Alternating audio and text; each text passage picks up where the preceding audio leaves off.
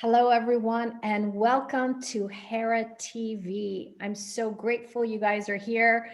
We have such a special guest here for you today, and I'd love to introduce her, but I don't know that there's words to really introduce the contribution that she's been to her country, but to the whole world.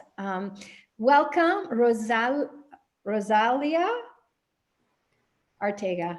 Welcome. So glad you're here.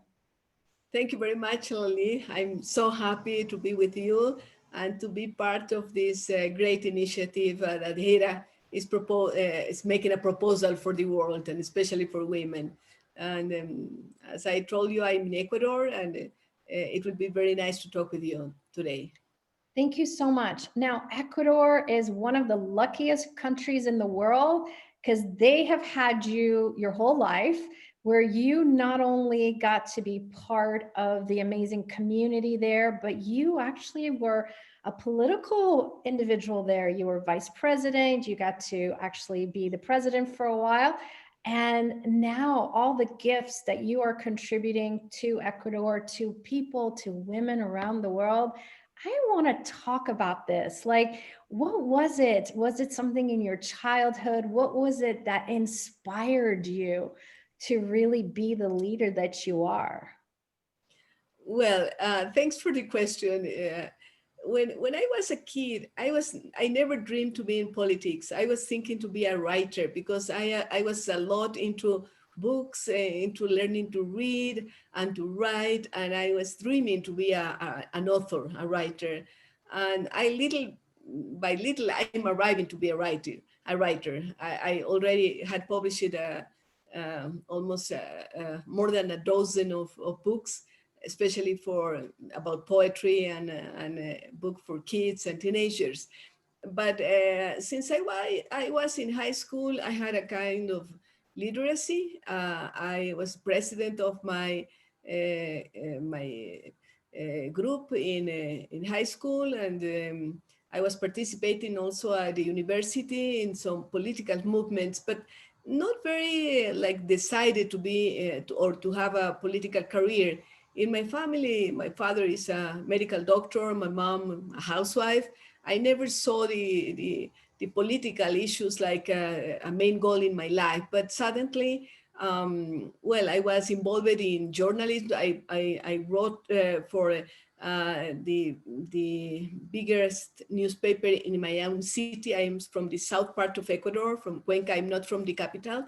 And well, I get some visibility because writing and being active in some issues in my city. And well, I accepted to be a councilwoman and to run on elections for councilwoman. And I won the elections, even that the party that I was participating was not the most popular, but I won the election. And well, it was the start of my political career. After I was during a time the undersecretary of culture, and I have to move to live in the capital because of this situation. And well, I get more visibility because I had commitments all over the country about cultural efforts. And I said, well, it is my field. I feel that being an author, writing, and using to be a teacher, because I started to be a teacher when I was 17 years old. And I had most of my students were even older than me. But well, I said, it is my field. Okay, I accepted to be the undersecretary. I made I think, a good job. And when it was in 94, the president of the republic called me and say, I want you to be the minister of education, but I'm afraid that you are a woman, he says, because at that time, never a woman had been a minister of education. And say, why you are afraid? And or what are your concerns? And he said, it's because the biggest syndicate in the country is the syndicate of teachers. Then I don't know if you can deal. Well, I said, okay, if you take the decision, I will take also. And suddenly in 94, I developed to be the first woman Minister of Education, Culture, and Sports. And I said, okay, it's in my field. I had been a teacher. I had been as Undersecretary of Culture. I'm an author. I can be in my field. And it was an extraordinary moment. I make good proposals, and I never fight with the teachers. I never had problems with them. We make agreements, and we work together, and it was a very interesting, some very interesting initiatives about how to modify the curricula, especially for young students. Well, then I get more visibility, and suddenly I have in 94 also, at the end of 94, I have several proposals from different parties to be candidate for Vice President of the Republic. Well, and that's the way that I get introduced into politics. What a fascinating story. And, you know, when you were talking about this, most women, they just do. They don't think, can I do this? Can I not do this? It's like it's in your blood. You knew you had a mission, and here the opportunity was there and you were going to grab it. So that's the thing that actually gets me very excited. And I'm very grateful you're actually one of the Hera ambassadors, and the vision that you might have as Hera is putting the cities together to unite women, to educate them, to empower them, to bring resources and, you know, information to them all in one place. So what is your vision? Like, what was it that got you intrigued to want to be part of the Hera vision and the future that Hera is creating? Well, I strongly believe that my mission in life is about education. As I told you, I have been an educator since I was almost a teenager with 17 years. I maintained myself more than 20 years being a teacher, and I'm very proud of it. Then I have to move because of the political situation. Well, I'm not teaching officially. I use it to have a lot of lectures at university. I work with universities, but I feel because I create also an NGO in Ecuador that is working not only in Ecuador, but in other countries to stimulate the good teachers to win awards and to have scholarships and to improve the quality of education in their classroom, in their schools, in their high schools. Well, then for me, education is the main goal. I think even my political career, because I accepted to be vice president, candidate for vice president of the Republic, I won the vice president, was the first woman, it was in 96, to be vice president of the Republic. In 97, I was the first president of the Republic. In 2004, I developed to be the first general secretary of the Amazon Cooperation Treaty Organization, and I have to move to live in Brazil because I was in charge of the biggest basin in the whole world, that is the Amazon basin. Well, I have a lot of challenges, but crossing all that is education efforts.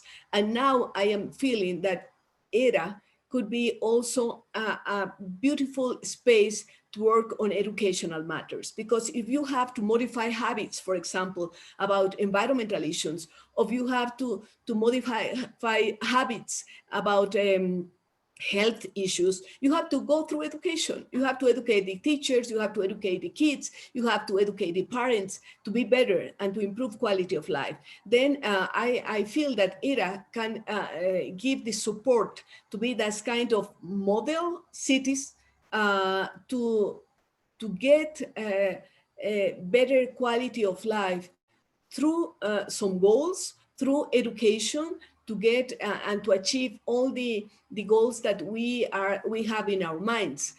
Then education and Hera, for me, are very important because we can work through Hera to get a better quality of education.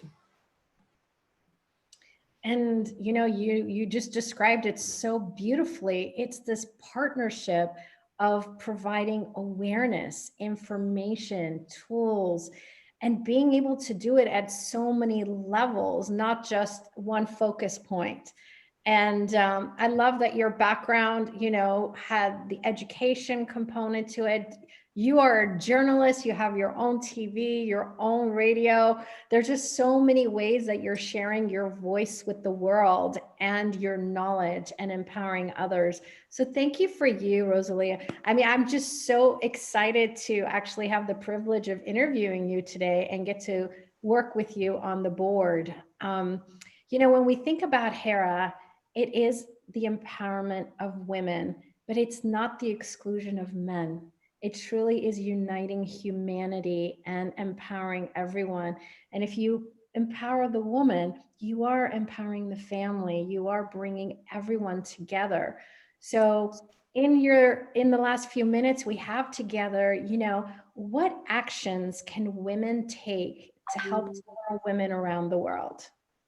Well, I think you touch, Lali, very important matters, very important points. That has to be with several things that can be put it together to achieve the goals that we want for the future. Because we know that if we don't work together, men and women, we are not going to be successful.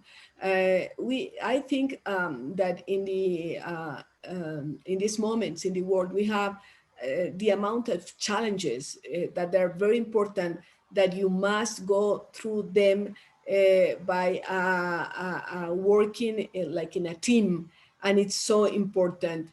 When I talk about education, I get very excited because I think that in any case, we have to talk about education. We have to talk, because if you talk about health, environment,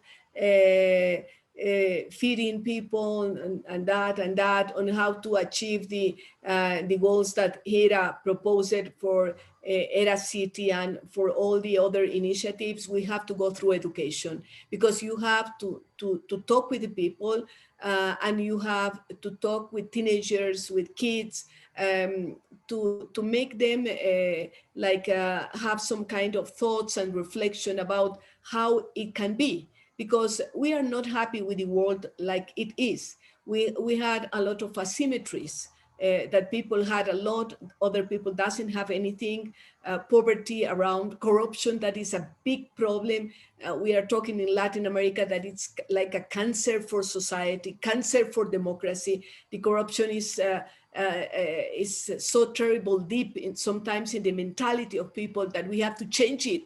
And the only way is how we can do is through education. Of course, we need the law. We need penalties for people that are doing bad things for society. But if you want to restore, to change, you have to go in terms of how the parents are behaving at home, how the journalists are doing it through the media, but also common people with social media, because we know now that it's so important that many people are most of the time like doing social media, social networks, or watching TV, or watching Netflix, or watching that there are different components now about how education has to be.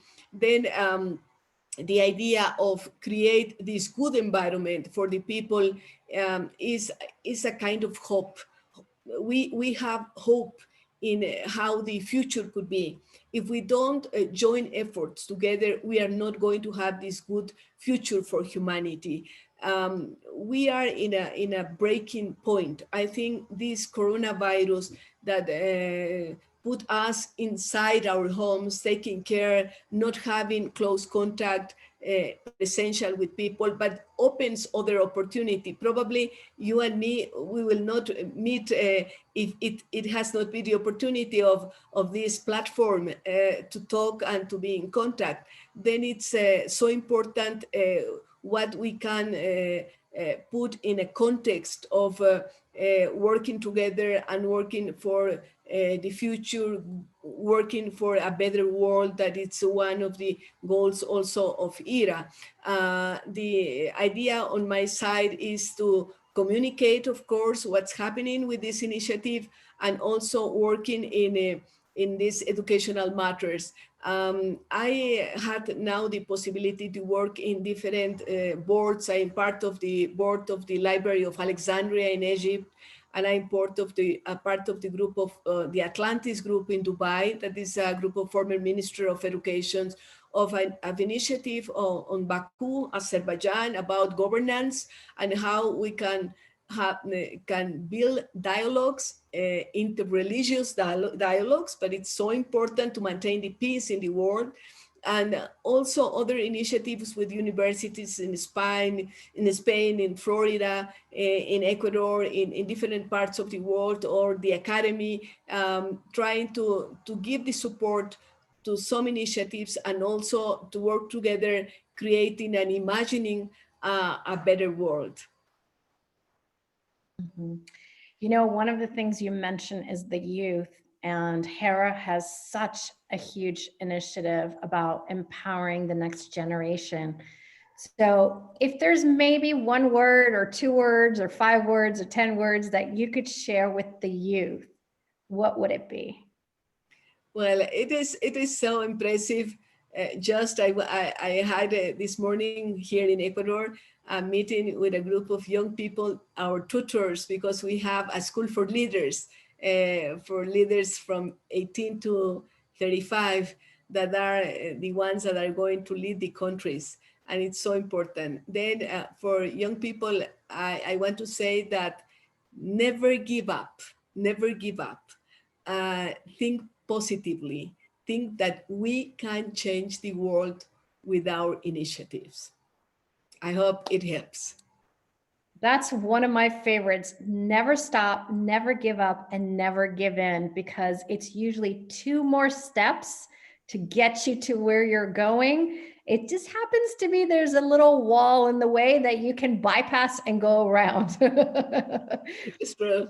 It is true, definitively. And I have a lot of hope in the initiatives of young people. I mean, contact most of my life with young people, starting to be a teacher. And now that I am a mentor of several people in India or in Azerbaijan or in many places. And I'm so happy to share with them some initiatives and to put in their minds the conviction that they can change the world.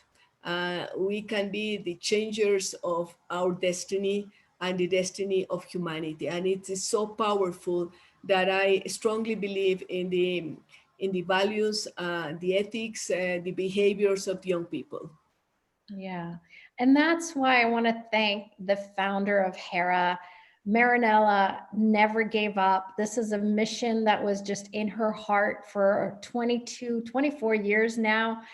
And she knew we can all come together. And it didn't matter what country you're from, it doesn't matter what your background is, but together we can come and truly be leaders. So Rosalia, thank you so much for being here with me. I am so grateful for you and for your time and everything that you are gifting and contributing to the world, you know, whether it's the youth, whether it's anyone else, and all your initiatives on the Hera board as well. So thank you again for being here today with me.